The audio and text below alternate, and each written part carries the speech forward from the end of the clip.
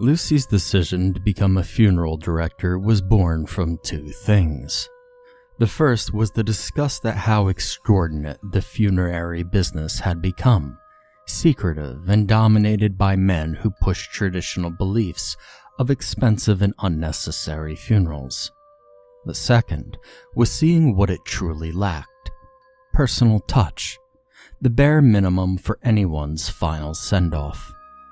She'd worked in marketing earlier in life, seeing firsthand how people were repeatedly conned into buying things that, really, they didn't need.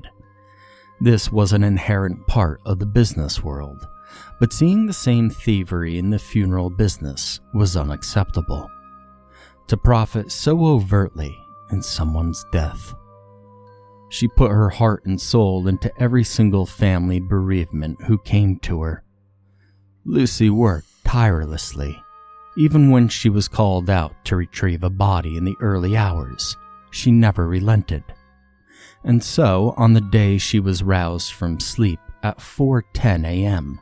by the insistent humming of her phone on the bedside table, she acquiesced to the calling and picked up.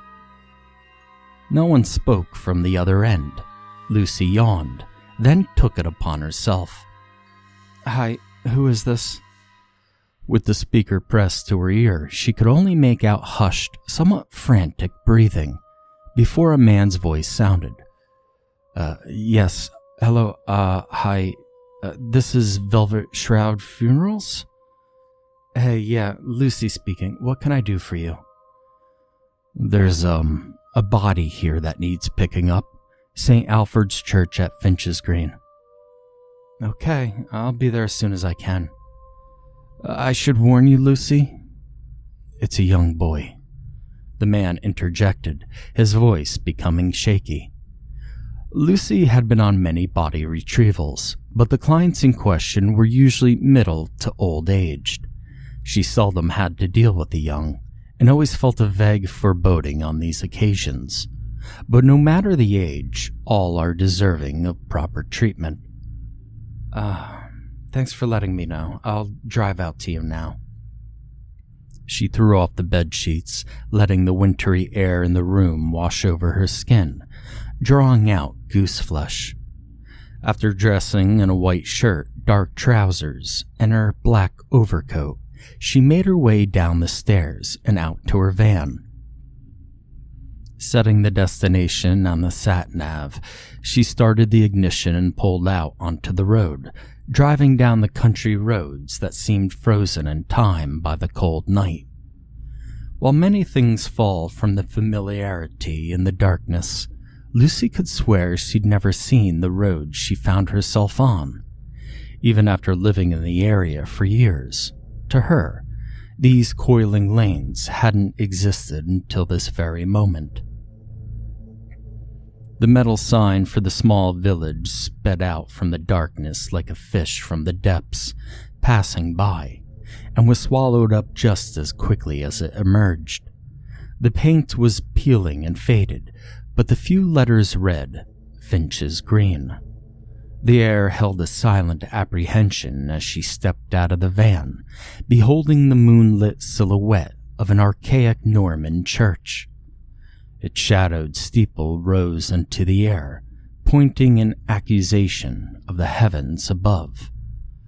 Lucy winced as the quiet was broken by the snapping of the gurney clips, freeing it from the van's interior and allowing it to trundle out, a single wheel squeaking with each revolution. With the trolley raised to waist height, she shut her van, locked it, and began up the old cobbled path. It was an uncanny night. Besides the razor-edged crescent moon, the sky was empty. Not a pinprick of light to indicate a star unveiled itself from above. A light mist held close to the ground, making decrepit boats of gravestones, chipped bows and ruined sterns jutting out from a spectral sea. And Lucy couldn't muster the will to resist the unease that swept across this holy ground, as if its presence was an inherent, undeniable truth. So self-absorbed she was in this feeling that she hadn't yet noticed the huddled figures, just barely outlined by the pale moonlight, affront the vestibule. She didn't search for them, as one of them, a man, made their presence known. "Are you here for our son?" His voice was wrought with subdued agony, like rattling fine china on the verge of cracking. Lucy slowed her pace, making the cobblestone imperfections below manifest themselves through the gurney. "Yes, I'm Lucy from Velvet Shroud Funerals. I was called out here by..." "He's inside. Please hurry." The man shuddered, directing his attention back to the woman he held in his arms, who shook and sobbed openly. Deciding not to question his peculiar urgency, Lucy unlatched the time-worn oaken door to the vestibule. Within, another shape took form out of the darkness, darting in her direction. She flinched, then lowered her hand to see the vicar, who had been waiting in the porch. "Thank the Lord you're here. I must be going now. Thank you so much for your kindness." Before Lucy could get a word in, the vicar slid past her and quickly disappeared into the moonlit, starless night. Inside the chapel, the only light was filtered through the sparse stained glass windows, scattering a multitude of fractured colors across the maroon tiles and dark wooden pews. Dust floated aimlessly in the beams of light, only to become hidden in the darkness once again. At the far end of the center aisle, something was illuminated by a beam of red light, moonlight passing through the blood of Christ. An adult-sized figure lay under a white sheet. This couldn't be their son, Lucy thought. She'd gotten the impression of a young boy, no less than 10, but the shape concealed under the veil was of no child. Then again, who she'd thought to be the parents outside had never specified an age. She let her arms flop down to her sides in exasperation. This was going to be a hefty load. She dialed her colleague, hoping to call him out for assistance. No luck. It seemed like she had reception, but the call just kept going straight to the busy tone. Reluctantly, Lucy released the gurney jacks and lowered it to floor level. Snapping on a tight pair of latex gloves, she squatted, bracing her back, and pulled at her ankles. She stumbled backward, letting go of the body after finding that, for its size, it was impossibly light. Not like a plastic mannequin, but with the resistance of a child's limp body. The body slid onto the stretcher without any trouble, and Lucy once again pumped up the jacks. She hesitated for a moment. There was a feeling, a magnetic pull towards the body under the blanket. She found her hand drifting toward the head, intent on pulling back the sheet, before catching it and pulling away. A heavy foreboding seemed to be contained under that thin layer of fabric, as if she were to shift it away, some untold terror would be unleashed. Relenting, Lucy turned the trolley around in the aisle and made her way back toward the entrance. She still felt the presence of her God, guiding her even on this darkest of nights. But there was something else too, something she didn't stay long enough to discern. A wave of anguish wailing erupted from the woman outside as the gurney wheeled past. The man looked down to the body, then up to Lucy, the sense of loss palpable in his eyes. Even holding his gaze for just a moment caused a chill to race down her spine. She gave them the address of her shop, and they made off without another word, only mumbles of reassurance amongst sorrowful cries. In the void where two people had just been, a thick silence took residence that followed Lucy as she pushed the trolley back down the cobbled path.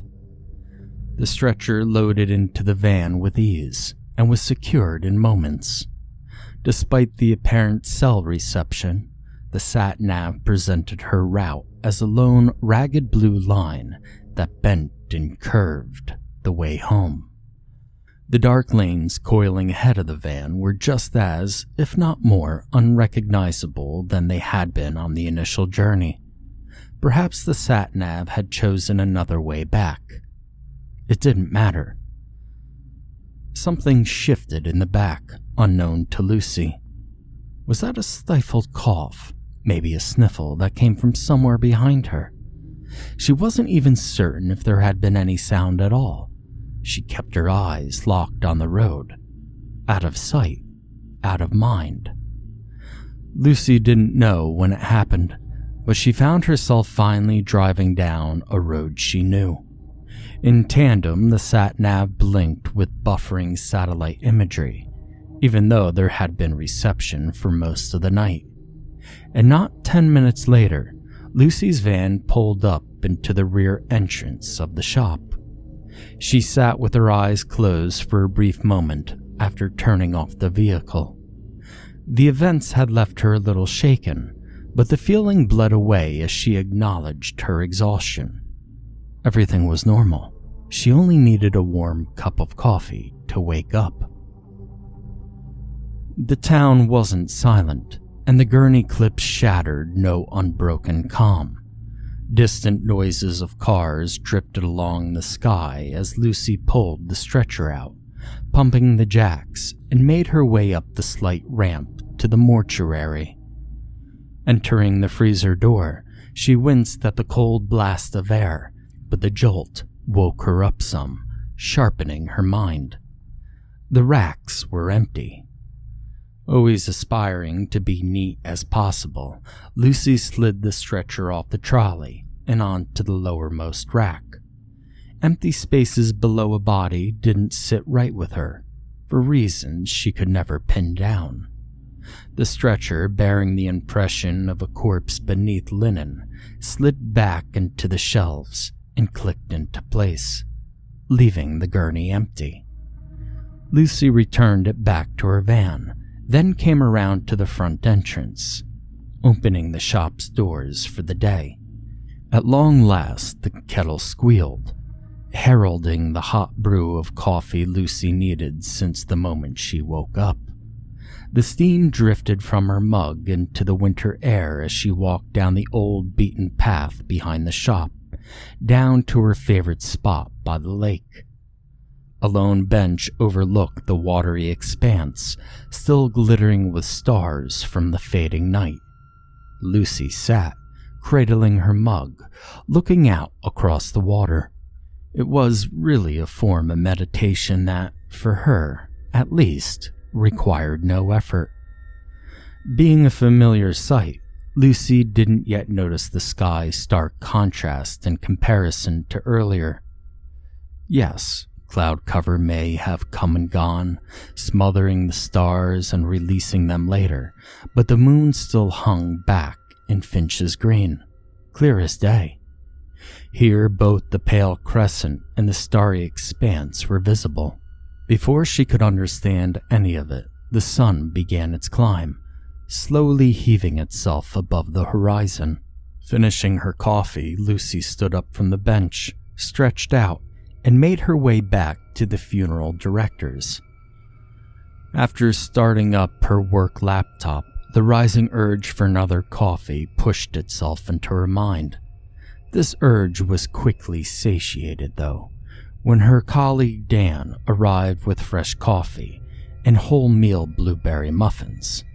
"Hey, Luce, if you already had breakfast, well, make some room."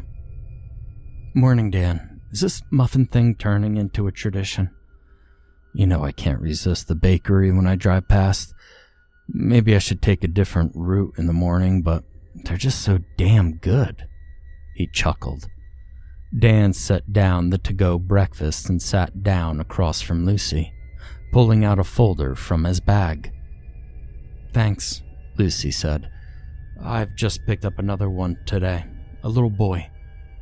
Dan released a sigh this time. Even for those accustomed to death, the morbid in general, Dead children were something that could only be prepared for. There was no getting used to it. Yeah, he's not really little at all.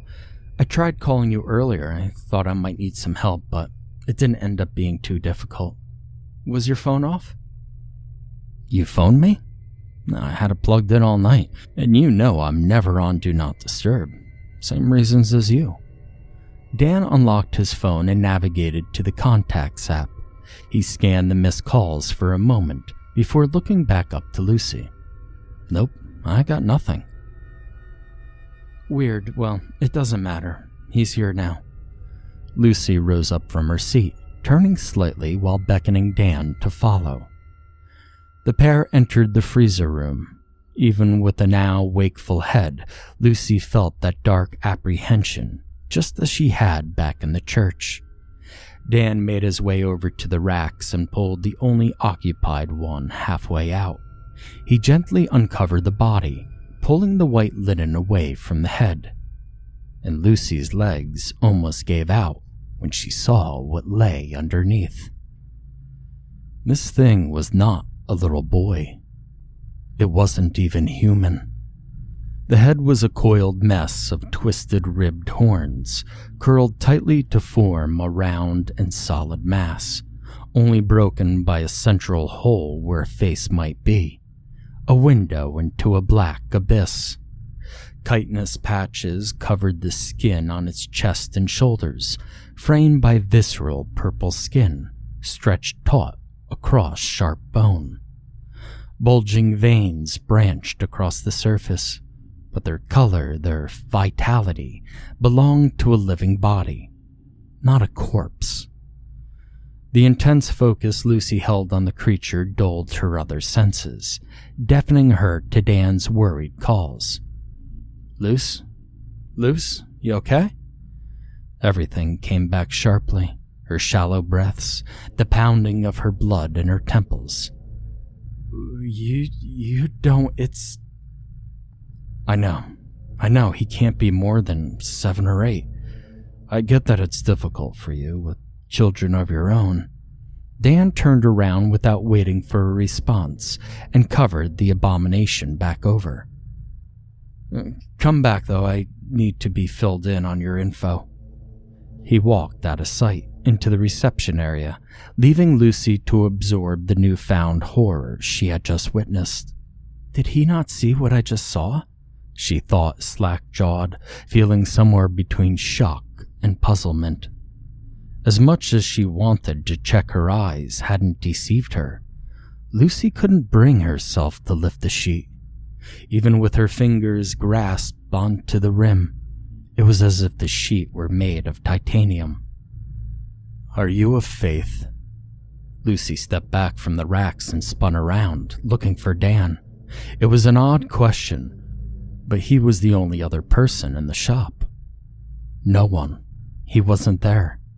Lucy didn't have time to think about her next action before the question rang out again from every conceivable direction. Are you of faith? Trembling, she turned her head ever so slowly, peering out the corner of her eye toward the shelved body before looking at it directly. She didn't know what she was expecting, but the corpse lay still as ever, unmoving, silent. Her unnerving trance relented, and she was quick to pace over to the cold room's door, exiting and closing it. Lucy took a moment to still her racing thoughts. That couldn't have actually happened, right? She was just tired. Yes, that was it. Just tired. She had a bit of a late night, so it was a reasonable conclusion. She and Dan discussed the details of the case. The parents had only introduced themselves as Mr. and Mrs. Petra at the time, and their deceased son as Liam. In any case, the cause of death was as clear to Lucy as the next winning lottery ticket's number, so she rang her usual coroner to arrange an autopsy. An examination on the afternoon of the same day was agreed, but the Petras turned up just before midday. The daylight drew out their complexions. Mr. Petro's tanned skin and wind-worn crow's feet contrasting Mrs. Petro's fairer and paler but reddened face. Mr. Petro seemed in a half-daze, but shook himself into order to address Lucy. "Hi there, we would have come earlier, but, well, I completely understand. This is a very difficult time for you," Lucy reassured him. Can we see him?" His wife looked up from the floor, floodgates already on the verge of bursting open. She looked over to him, then to Lucy. The emotion in her eyes took a second for Lucy to fully comprehend. A despair beyond despair. Too stunned initially to reply, Dan stepped in and gestured to the couple to follow. Not a word spoken. Lucy sat at her desk outside, already planning the basic arrangements for Liam's funeral. Halfway through typing a word, her hand jolted sideways and broke off a keycap in response to the mother's abrupt wail. Mr. Petro emerged from the cold room, barely supporting his own flimsy stoicism, let alone the sobbing and weak-kneed Mrs. Petro, who clung to his shoulder. Standing now, Lucy rested a gentle hand on Mr. Petro's back. "It's okay if you want to come back another day, to go through your options. Any break you want is time that you need." The mother's spasms and sobs calmed just a bit, and she drew in a few deep sniffles to clear her nose. Thanks. I just never imagined our time with him would be so short." Her words were cut off by an involuntary hic, but she caught herself from breaking down again. Mr. Petro spoke up in her place. "I think maybe we should talk about plans now. That is, if you're not booked up." His wife nodded in agreement. Lucy reciprocated, opening the meeting room door and leading them inside. Most, if not all, the suggestions came from Lucy, the parents being too distraught to trust themselves to think clearly. Though, in particular, they insisted the funeral be modest and discreet. Lucy understood this. The commonly used proverb of, "We are not here to mourn their passing, but to celebrate their life," did not apply so well when the deceased in question had barely gotten a glimpse of their own. No disagreements were had, but it may have simply been that the parents were already anxious to leave the same building housing their dead child. They had informed Lucy of a medical condition the boy had involving high blood pressure. This was based on the coroner when the body was sent off for the post-mortem. It turned out to be of great help, as the coroner was finished by late afternoon on the same day. It was found that the boy suffered from a major aneurysm, which was recorded as the official cause of death. However, Lucy found no closure in knowing this. When she brought the body into the embalming room, a voice once again pierced the veil. It was different this time, not the weak and raspy one that spoke to her before, but youthful and choked up. "It's so dark. Where's Mommy and Daddy? Please let me out." Lucy could only listen as her limbs became stiff as the corpse beneath her. The pleading was answered for her. "Don't worry, boy. We're in this together, and it won't be long now. Lucy here will see to that." For the first time, her lips parted to inquire on this madness. "Who is that?" "We're right in front of you." The raspy voice shot back. Lucy took a step back in impossible realization. "We mean you no harm. He's only a child after all. If you would just lay us to rest, he can be freed." The utterance was followed by quiet, ethereal sobs. The voices lent Lucy no comfort, for how could this be? She was close to fainting when the familiar voice of her colleague brought her back from her stupor. "You want me to do this, Luce? I'm not going to judge you or anything." Yes, please, that would be for the best, I think." While Dan took care of the embalming, Lucy did the admin, planning costs for services for the funeral. It was to be held at the start of the next week. As planned, the funeral was nothing special, nor was it in celebration or reminiscence. Lucy and the attendees were held under a blanket of silence, except the parents. This time, Mr. Petro joined his wife in her expressions of grief, matching her despair. He'd been bottling up his true feelings until this moment, feeling like he would fail his lost child in doing so before the ceremony. In accordance with their hopelessness, the parents had wished for a closed casket, outdoor funeral. Lucy tried to push the feeling away, but it brought her some relief knowing she wouldn't have to see that monstrosity invisible to all but her.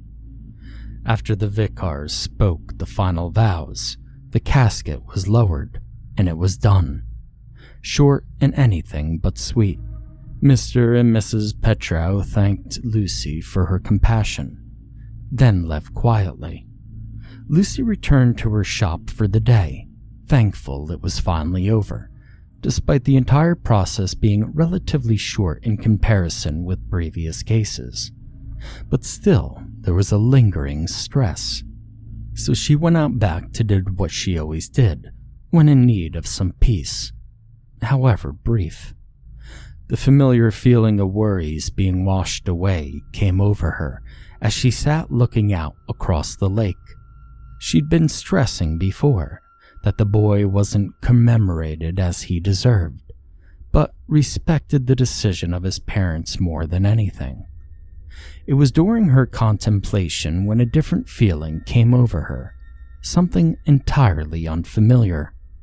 She recalled how she felt after hearing those disembodied voices, stiff, unable to move, only now it was all-encompassing. Through some unknown influence, her entire body became rigid, tensed in apprehension of something. And that something introduced itself as a distant, echoing steps, sounding from down the path to her right. They sounded wrong, like they reverberated about a large cathedral instead of the open air. A cold sweat broke out on Lucy's forehead as the footsteps grew closer, agonizingly slow. Though they were already audible, only when they grew closer could the sound of crunching leaves beneath hefty feet be heard. An involuntary whimper grew from Lucy's throat as she felt the wood of the bench creak beside her, as if something large had taken a seat and settled quietly. For a moment, the only sound was her shallow, shaky breaths. "You are of faith, aren't you? A faith so steadfast that the barriers in your perception have fallen away. Unlike most." The same gravelly voice was addressing her now. She only hoped that whatever was holding her in place would not let go, in fear of turning to see the being. "Do not fret. I'm here to show my thanks, nothing more. You put the poor boy's soul at peace, and he has left his flesh in search of the beyond. Something else came and forced me out of my prison. Its wistful rambling was too much to withstand in any case. But I owe you some form of explanation, I think. His very soul was in the process of being twisted, cultivated by the hands of the legion who had taken residence within him. And I salute the priest's efforts, of course, but he could not follow through. His death during exorcism means that I am something halfway." Though his voice sounded torn and shredded, it strangely comforted Lucy's trembling form, even if the blood was draining from her face. "I harbor no ill will, nor do I have visions of benevolence. I know not of hellfire and brimstone, but as it is for my creators, it is the realm of my belonging, and so I must return. Thank you. That is all." And with that, the pressure that emanated from the air itself dissipated, and with the soft creaking of wood being relieved, Lucy's visitor departed. She didn't know how to feel as her limbs were freed from stasis. A demon? No, a demon could never speak so naturally. She turned to look, to call after it with the questions that had piled in her mind, but it was gone. Whatever it was, she felt an unexpected satisfaction from its visit. Closure, however unimaginable the circumstances. She stood and began the slow walk back. Her faith was strengthened with a compassion for something she didn't know existed, living underneath the star-filled sky that might never falter again.